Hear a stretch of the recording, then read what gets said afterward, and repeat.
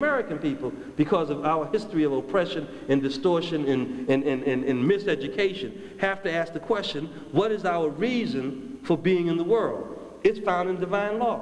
The African divine law, and you can look at various African philosophies, but they all translate to the same thing. The African divine law says that the divine law is simply to be, that humans be, and that in being we are the creative cause which makes us divine. Now that sounds sort of philosophical, but maybe even doesn't make sense to some folk. But what it essentially says is that if you don't be, it don't be. That if you don't be, nothing else occurs. And so in the being, you have a responsibility to determine what happens to you.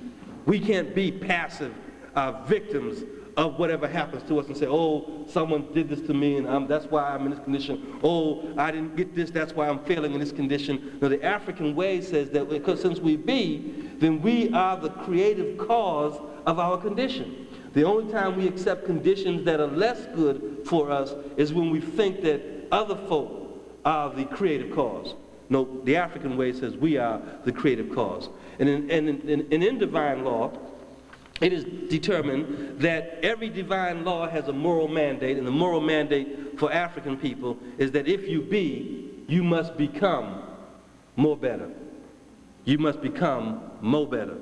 That it is being more better that determines our process. If you look at what we do and how we do it as African people, all the things that we've done have always been challenged by this desire to be more better.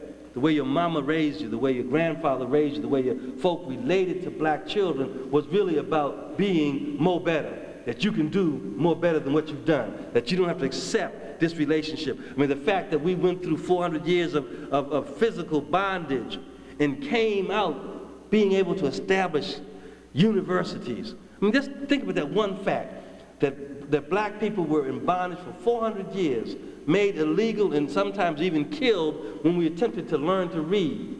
And then as soon as we had physical emancipation, the three things that we created or recreated was the family. Men and women walked all over this country trying to find their wife, their child, their mama, their brother, to recreate family. We recreated the school, and we recreated the church. The church, the school, the family are the three pillars that we felt institutionally were important for us to be more better.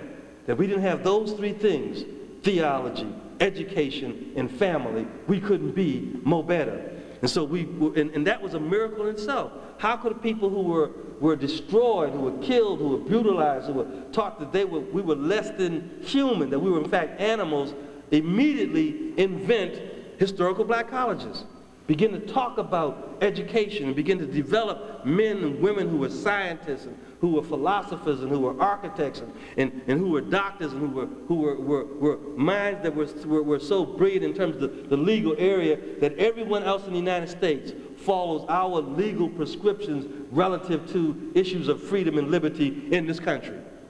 We couldn't do that if we didn't have a moral mandate that spoke to the issue of being more better, the issue of becoming more better. And what we see in this theology and in this development of the next generation is that every cycle of major religious pronouncement is really a refinement. It is not Christians are right and the Muslims are wrong, or the Muslims are right and the Jews are wrong, or the Orthodox Western religions are right and the traditional African religions are wrong. It isn't that at all. Our tradition has always been to refine based upon where we are. And you see this in ancient Kemetic studies, that the theology of the first conceptions of the God force that happened in ancient Memphis talked about the creative principle being the unification. That the creative cause unifies things, doesn't divide them, doesn't separate them, doesn't destroy them, and that in fact in Ahamenes, a black man stands up and because of the theology begins to unify north and south regions of ancient Egypt. So you see, it's the political educational practice was consistent with the theological understanding of who we are.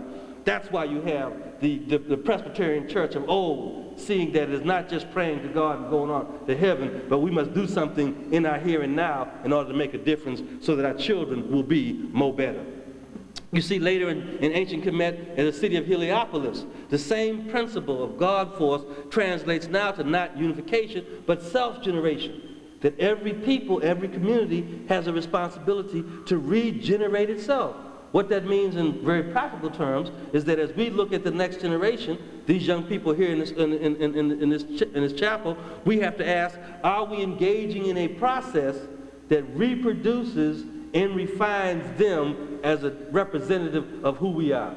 That our children should not grow up looking in the mirror and hating what they see. Our children should not grow up believing that they need to cut off their noses and cut their lips off. And even though they're highly talented and the world sees them as a musical genius, think they have to distort their physical features in order to be accepted by the world. We're not reproducing, refining the best of ourselves when our children think that they need to be, look like, act like, walk like, talk like, be like someone else. We have to see these things as part of the process. Self-generation and Hermophilus. Still, thousands of years later, Africans begin to talk about the creative principle, that creative cause being the principle of unicity. Again, that we are unified.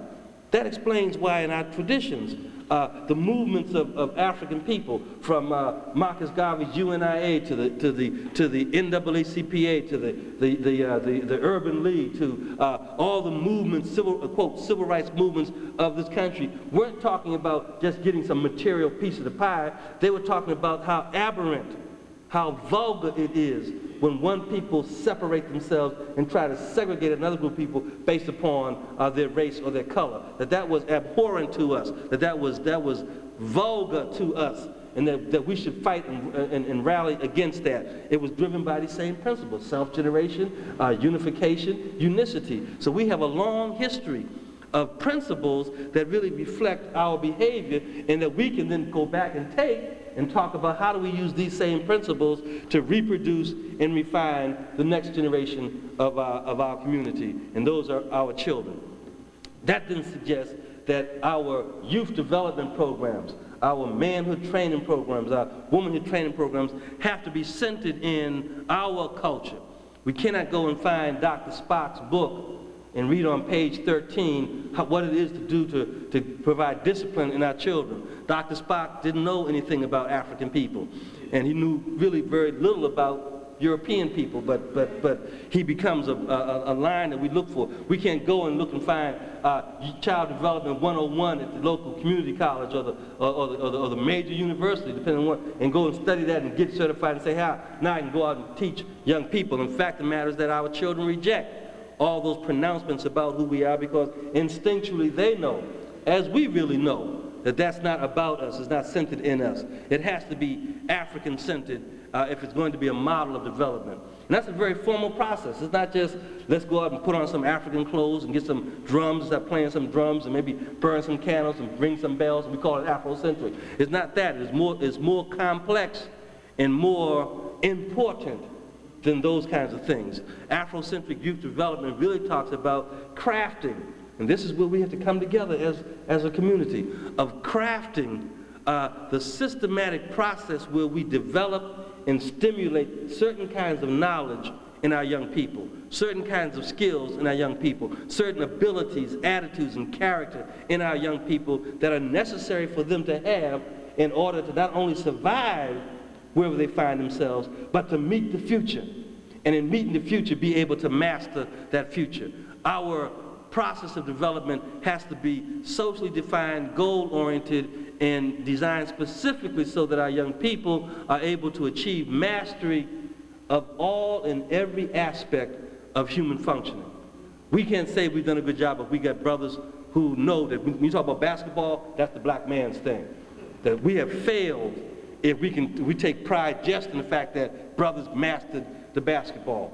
Clearly, we should master the basketball because that's something that's part of human functioning. But we should see our developmental process as really a process where we achieve mastery of all and every aspect of human functioning. The brother McNair, who was the astronaut, we didn't know, our children didn't know, that here's this black man who was an astronaut flying off into space until he met the tragic day of his death. What we should not see and pinpoint him as something to remember because he died. We should remember that McNair was able to play the saxophone and solve